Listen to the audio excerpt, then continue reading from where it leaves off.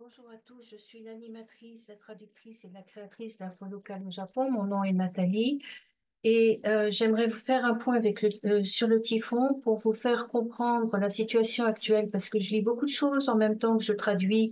Je vois notamment des commentaires qui ne sont pas acceptables dans la situation actuelle et des commentaires qui le sont, mais avec un manque d'informations. Donc j'aimerais refaire une explication pour que les choses soient claires et que tout le monde comprenne ce qui se passe exactement et ne panique pas, mais prenne les dangers pour ce qu'ils sont ou ce qu'ils ne sont et qu'ils sachent ce qui n'est pas un danger et ce qui est un danger.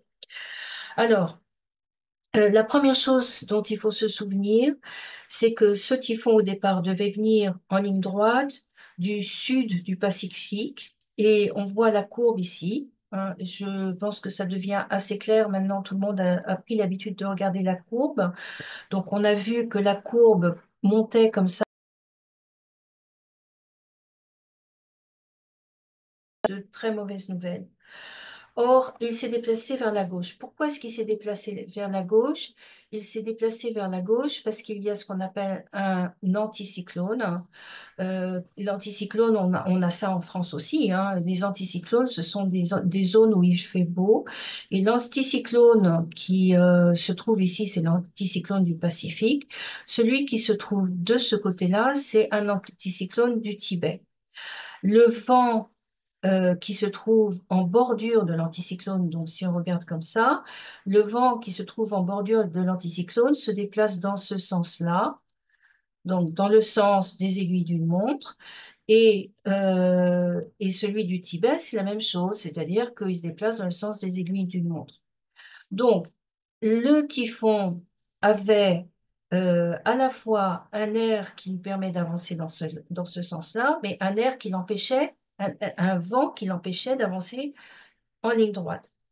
Et ce qui se passait, c'était qu'il fallait qu'il trouve un chemin entre ces deux anticyclones. Si l'anticyclone du Pacifique était là, il pouvait continuer comme ça, mais dès que l'anticyclone du Pacifique s'avançait par là, ben, il était obligé de changer de chemin et de passer par là. Et de l'autre côté, l'autre anticyclone l'empêchait d'avancer. Et au fur et à mesure qu'il l'empêchait d'avancer, le typhon ralentissait. Et parce qu'il ralentissait au-dessus de l'eau, il se renforçait et devenait de plus en plus menaçant, comme ceci, jusqu'à ce qu'il atteigne une vitesse de vent à l'intérieur du typhon qui devienne extrêmement dangereuse. En fait, les vents se déplacent dans le sens inverse des aiguilles d'une montre, mais la vitesse de vent devenait extrêmement dangereuse et c'était un typhon qui était très puissant par rapport à ce qu'on aurait, tel qu'on en aurait une fois toutes les quelques dizaines d'années. Donc ce n'est pas un typhon qui n'était rien. Si on se souvient d'Agibis, on se souvient de combien les typhons peuvent être dangereux, mais Agibis n'était pas aussi puissant. Celui-ci était quasiment plus puissant. Mais mais ce qui s'est passé, c'était que, en fait, il continuait à prendre des forces parce qu'il était obligé de rester sur place parce qu'il ne trouvait pas de chemin et pour remonter. Et c'est pas un typhon qui se déplace avec le typhon se déplace avec le vent, mais il ne crée pas le vent pour se déplacer. Il monte sur le vent des anticyclones. Donc, s'il n'avait pas de vent pour se déplacer, parce que les anticyclones se faisaient concurrence, il stagnait. Alors, la grande chance qu'on a eue, c'est qu'il soit passé au large des îles. Alors, ces îles-là n'ont pas eu beaucoup de chance parce qu'ils ont eu beaucoup de dégâts. Et puis, il est passé au large de Kagoshima, mais c'est une zone qui n'est pas très peuplée. Donc, ça, c'est une des grandes chances. Mais il y a eu quand même beaucoup de dégâts. La mauvaise chance que nous avons eue, c'était que comme le typhon était extrêmement puissant et qu'il brassait beaucoup d'air et qu'il était stagnant, tous les vents qui le ramenaient comme ça, il les récupérait dans le Pacifique et il les emmenait loin. Et il les a emmenés loin jusqu'à la péninsule de Izu. Donc, c'est-à-dire jusqu'au pied du mont Fuji, par ici. Et donc, il s'est mis à pleuvoir énormément par ici et dans tout le Kyushu. Ensuite, la deuxième grande chance qu'on a eue, c'est que le typhon n'a pas choisi de passer par ici. Il aurait pu le faire. S'il avait longé les côtes, on aurait eu des dégâts jusqu'à Nagasaki, Fukuoka, Saga, des gros dégâts liés au vent. Il a choisi d'atterrir. Le fait qu'il atterrisse est un très bon point parce que Une fois qu'un typhon atterrit, le vent, la vitesse du vent à l'intérieur du typhon diminue et elle diminue en général assez rapidement. Mais ce grand typhon, ce très fort typhon, était tellement fort qu'il n'aurait, même s'il avait atterri tout de suite, il ne se serait pas très vite transformé en dépression. Et c'est exactement la situation dans laquelle on est, à savoir qu'il a pris beaucoup de temps parce qu'il cherche toujours son chemin. Il a pris beaucoup de temps pour continuer son chemin. Il a trouvé plus ou moins son chemin en passant au large de Hiroshima, Yamaguchi, et dans la préfecture dans les préfectures du Shikoku. Et une fois qu'il est arrivé ici, il se retrouve de nouveau en mer. Alors, où est-ce que le vent a été très fort et potentiellement dévastateur? Pour information, il y a encore énormément de zones qui sont sans électricité, enfin surtout sans téléphone, plus que sans électricité à l'heure actuelle, mais surtout sans téléphone. Et ce sont toutes les régions qui se trouvaient de ce côté-là du typhon. Et quelques régions qui se trouvaient par ici, mais elles sont moindres, et ça c'est déjà résolu. Donc elles se trouvent par ici.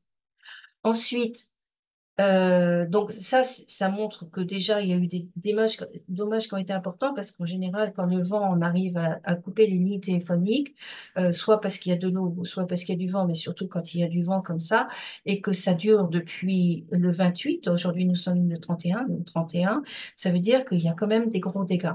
Donc, si vous regardez cette carte et si vous commencez à comprendre comment ça fonctionne, vous savez que à chaque fois que on se retrouve à la droite du typhon, le vent est extrêmement fort. Quand on se trouve à la gauche du typhon, le vent est un peu moins fort et c'est surtout la pluie qui est extrêmement forte. Et quand on se trouve devant le typhon, on a les deux, d'accord? On a la pluie et le vent. Donc ça, c'est la situation à l'heure actuelle, c'est ce qui s'est passé jusqu'à présent. Maintenant, qu'est-ce qui va se passer avec ce typhon? Alors, les prévisions. D'abord, on m'a posé une très bonne question, j'ai répondu sur Facebook, mais je vais la donner de nouveau. Les prévisions typhon ne se sont pas plantées. Quelqu'un a écrit qu'il s'était planté. Non, la GMA, depuis le début, a dit qu'elle avait du mal à savoir quelle serait la course du typhon. Et toutes les agences météorologiques du monde ont eu du mal à savoir quelle serait la course du typhon. Pourquoi? Parce que la course du typhon, elle est prévue à peu près toutes les 3 heures. Hein. En moyenne, c'est toutes les 3 heures. Et on regarde, on crée un cercle de prévision dans lequel le typhon est susceptible de se déplacer. Donc, si on regarde cette carte un petit peu en détail, la ligne bleue, c'est le chemin parcouru. La ligne jaune, c'est l'endroit où le vent est fort. La croix, c'est l'endroit où se trouve l'œil du typhon. Et à ce niveau-là, l'œil du typhon, pour l'instant, il stagne à peu près. Et la question maintenant, c'est de deviner où le typhon va passer. Alors, ça va dépendre de la chaleur de l'eau, ça va dépendre de l'anticyclone, ça va dépendre de d'autres facteurs. J'en oublie certainement parce que je ne suis pas météorologue, mais ça, c'est du b.a.-ba que tous les Japonais apprennent au Japon. Donc, ça va dépendre d'un certain nombre de facteurs. Mais la GMA disait, bon ben voilà, moi, en tant que chercheur de la GMA, je prévois que le typhon va aller tout droit, et s'il suit ma prévision, il va donc dans moins de 24 heures, il va se retrouver dans ce cercle, et dans plus de 24 heures, est-ce qu'il va se retrouver plus à gauche, plus à droite?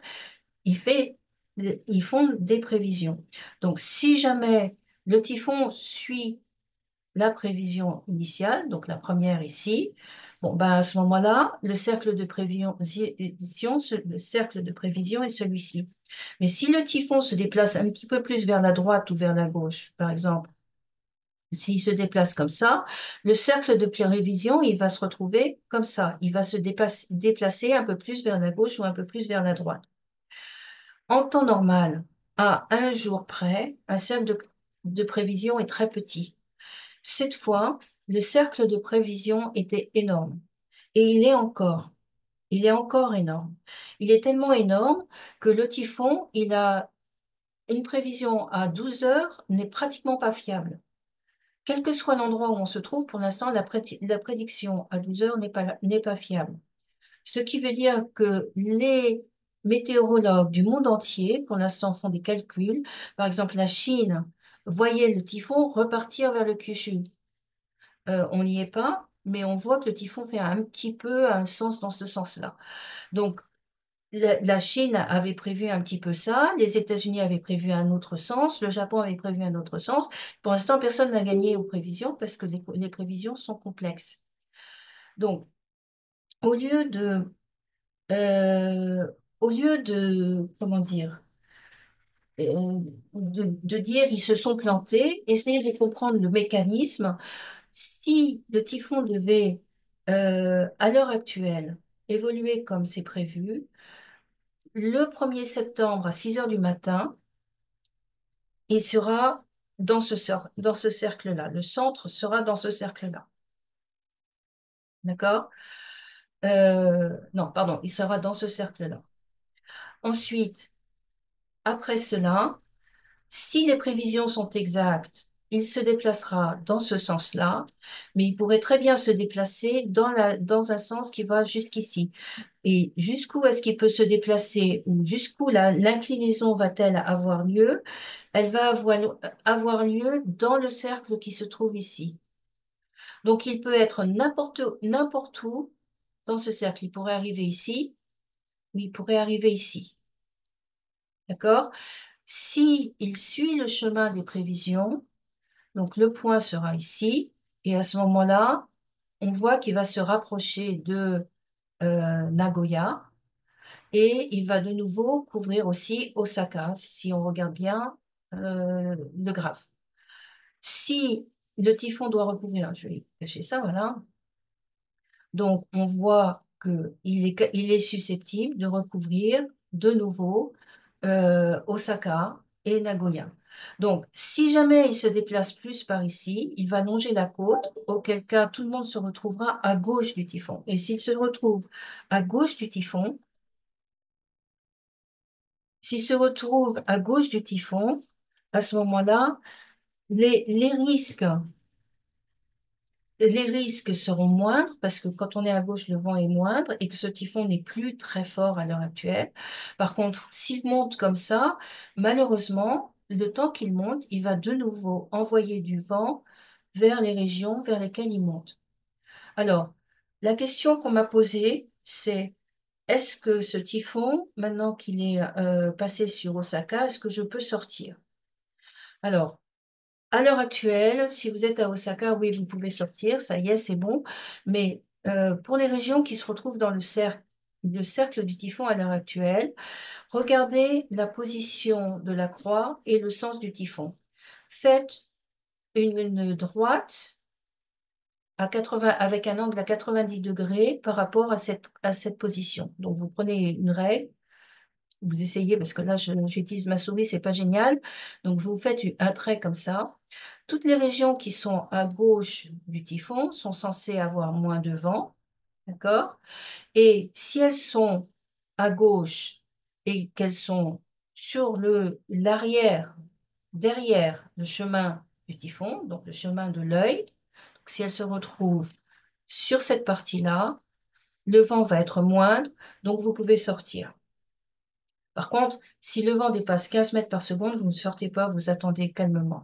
Par contre, si le vent est de moins de 15 mètres par seconde, vous n'avez pas besoin de rester chez vous, vous pouvez sortir en faisant extrêmement attention. Personnellement, moi, je ne conseille pas de sortir, pour la simple et bonne raison qu'il y a encore des retours du vent et des bourrasques, mais vous pouvez sortir, c'est en théorie à peu près possible. Par contre, si vous vous trouvez dans ces zones-là, il y a encore des risques que des vents qui partent dans le sens du typhon, donc qui partent dans le sens du typhon pour l'alimenter, soufflent très fort. Donc, si c'était sur Terre, il faudrait que vous restiez protégé. Il faudrait que vous restiez là où vous êtes.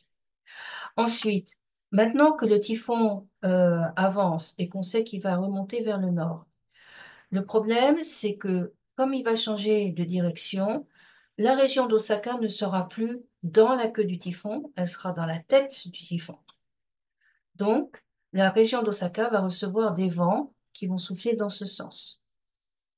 Et Osaka comme Nagoya vont devoir de nouveau se mettre à l'intérieur. Donc, ce qu'il faut surveiller à l'heure actuelle, c'est est-ce que le typhon va continuer dans ce sens ou est-ce que le typhon va aller dans ce sens? S'il va dans ce sens, les personnes qui se trouvent au-dessus, donc, qui se trouvent par rapport au typhon, si toutes les personnes qui se trouvent au-dessus du typhon, dans ce sens-là, dans le sens de la direction du typhon, doivent rester chez elles. Une fois que le typhon aura dépassé la ligne, à supposer qu'il dépasse la ligne, parce qu'il pourrait se transformer en dépression tropicale entre-temps. Donc, si le typhon, par exemple, maintenant se trouvait dans ce cercle ici, toutes les personnes qui se trouvent ici peuvent sortir sans aucun problème. Celles qui se trouvent ici devront rester chez elles jusqu'à ce que le typhon disparaisse complètement ou jusqu'à ce que le vent, euh, jusqu'à ce qu'elles sortent de la zone jaune des vents. Donc ça, comment dire, ça n'est pas de la divination ou de la supposition, ce sont des principes de météorologie pour votre sécurité. Je sais que quand le typhon arrive à Tokyo après avoir traversé le Kyushu, il est nettement moins fort, d'accord? Néanmoins, quand il y a eu des gens qui ont commencé à rouspéter parce que à Tokyo, le typhon n'avait pas été aussi fort que ça, et pourtant, etc., il y a quand même une personne qui a ouvert la porte de chez elle pour rentrer chez elle. Elle était sortie, tout s'était bien passé, elle est rentrée, il y a une bourrasque qui lui a fermé la porte sur les mains, elle a perdu ses doigts. Donc, ça n'est pas un jeu, c'est votre sécurité, c'est votre santé. Je peux vous dire que ça me fait mal au cœur d'avoir à vous demander de rester chez vous parce que moi, je suis une personne qui aime être dehors, j'aimerais faire des choses aussi. Je ne peux pas le faire et ça me fait mal au cœur de savoir que vous êtes bloqué. Mais malheureusement, la sécurité, on n'a qu'une seule vie, on n'a qu'un seul corps, il faut prendre soin de soi. Si vous voulez vous faire du mal et si vous n'avez pas peur de vous faire du mal, c'est votre choix. Mais moi, je ne suis pas en position de vous dire, faites-vous du mal. Je suis en position de vous dire, c'est pour votre sécurité. Ensuite, la question des transports. Je, ne- la raison pour laquelle je refuse de répondre pour les transports, c'est que j'ai reçu entre le 28 et aujourd'hui, j'ai calculé tout à l'heure, j'ai reçu plus de 350 messages de personnes différentes. Je ne peux pas à la fois suivre les informations météorologiques et expliquer aux gens ce qu'ils peuvent ou ne peuvent pas faire et répondre aux questions des transports. Ça n'est plus possible. Pour moi, ça devient vraiment beaucoup trop. Je suis vraiment désolée. D'abord, je suis, depuis l'alerte au mégaséisme jusqu'à aujourd'hui, j'ai été continuellement sur mon PC. Donc là, j'arrive à saturation. Ce que je fais demande énormément de concentration. Donc, soyez gentils. Je vous ai donné tous les outils pour pouvoir identifier le chemin optimal pour se rendre d'un point à un autre et pour savoir quelles sont les coupures de ligne à l'heure actuelle. J'informe sur les coupures du Shinkansen parce que ce sont des informations qui sont importantes. Si vous devez aller de Tokyo à Osaka à l'heure actuelle, il y a une partie des lignes qui a été endommagée par la pluie ou qui est sur le point de l'être parce qu'il y a eu des inondations entre Izu et entre la péninsule d'Izu et Nagoya. Par conséquent, il y a des endroits où le Shinkansen passe mal. Mais il y a un autre Shinkansen, il n'y a pas que le Tokaido Shinkansen, il y a le Hokuriku Shinkansen qui fait un grand détour, mais qui peut aussi vous permettre d'aller à Osaka.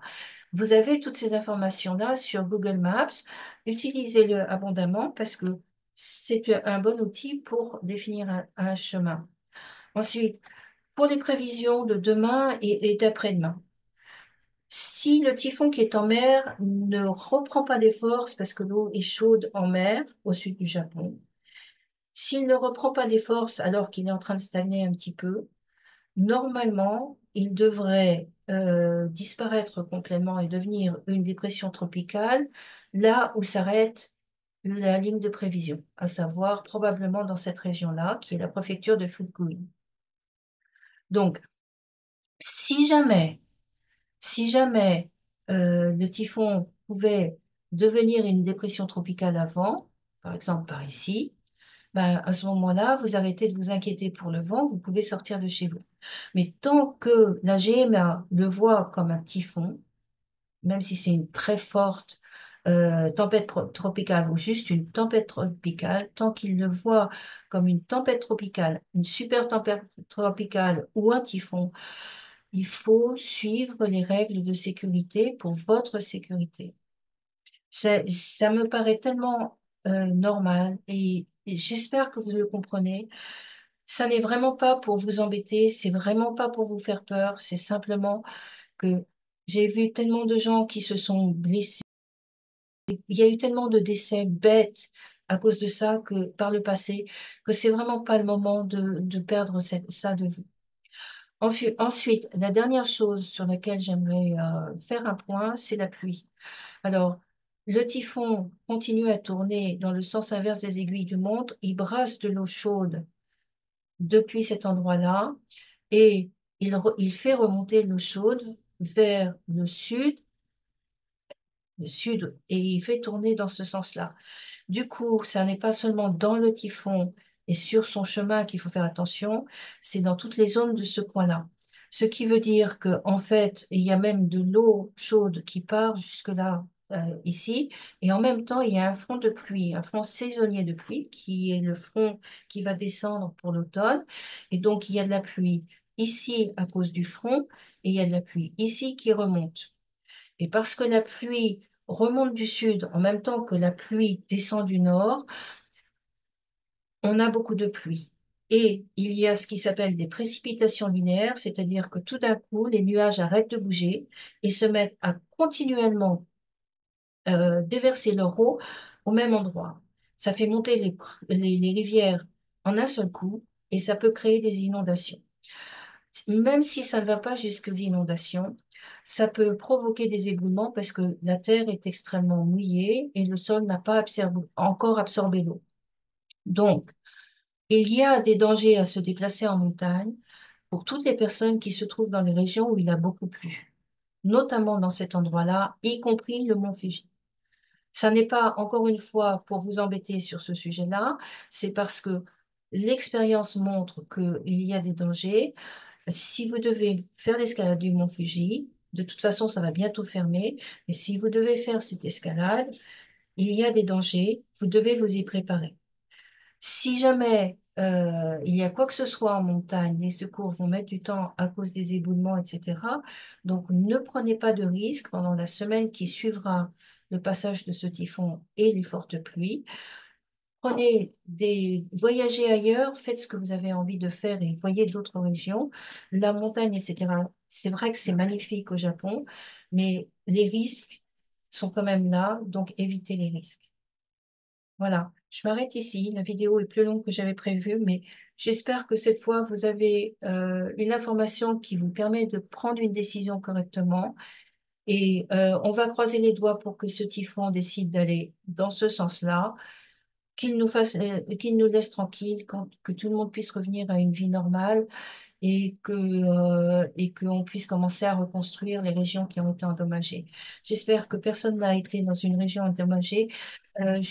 J'oubliais, les personnes qui ont été dans une région endommagée, si vous pouviez me faire signe et me dire dans quelle région vous êtes endommagé, vous êtes pour que je puisse donner les informations sur les aides, faites-moi signe, je publierai ces informations le plus rapidement possible.